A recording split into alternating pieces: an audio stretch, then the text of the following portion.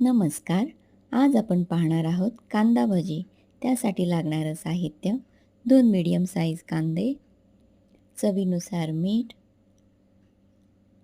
थोडासा ओवा, अर्धा चमचा हळद, 1 चमचा लाल तिखट,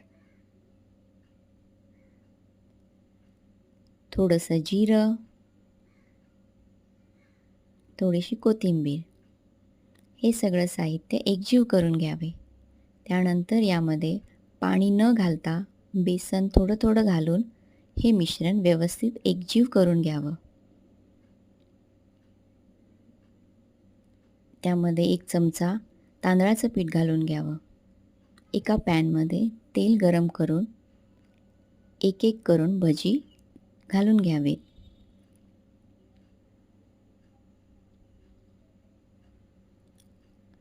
अशा प्रकारे दोन्ही बाजूनी खरपूस तळून घ्यावेत. अशा प्रकारे तयार आहेत गरमागरम कांदा भजी. धन्यवाद.